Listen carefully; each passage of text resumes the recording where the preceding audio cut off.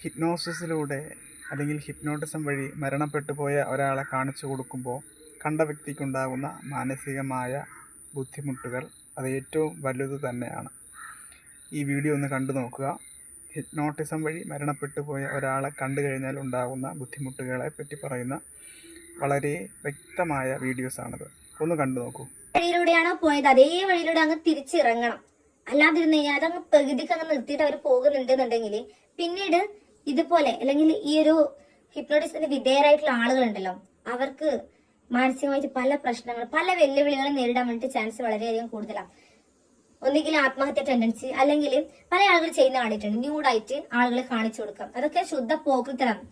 അപ്പൊ ഇതുപോലുള്ള കാര്യങ്ങൾ കണ്ടു കഴിഞ്ഞാൽ പിന്നെയും അത് കാണണമെന്ന് പറഞ്ഞുകൊണ്ട് അവരെ സമീപിക്കാൻ വേണ്ടി പോവുക. അതുമല്ലെങ്കിൽ മരിച്ചുപോയ ആളുടെ എന്നെ സംസാരിക്കണമെന്ന് പറയുക, അല്ലെങ്കിൽ മരിച്ചുപോയ ആളെ വീണ്ടും വീണ്ടും സ്വപ്നത്തിലായിക്കാനും ഉറങ്ങുമ്പോഴേക്കാനും അല്ലാത്ത ടൈം ആയിക്കാനും കാണുന്ന പോലെയൊക്കെ തോന്നുക. ഇങ്ങനെയൊക്കെയുള്ള പ്രശ്നങ്ങൾ, പ്രയാസങ്ങൾ അവർക്ക് വരാൻ വേണ്ടി ചാൻസ് ഉണ്ട്. അത് ജീവന് തന്നെ ഭീഷണിയായിട്ടാ വരിക. മാനസികമായി തകർന്നു കഴിഞ്ഞാൽ പിന്നെ ഒന്നുമില്ല, പിന്നെ നമുക്ക് ജീവിക്കാൻ വേണ്ടി ആവുമോ? അപ്പൊ ഇത്തരം അവസ്ഥയിലേക്ക് മനുഷ്യന്മാരെ കൊണ്ടുപോകുന്നുണ്ട്.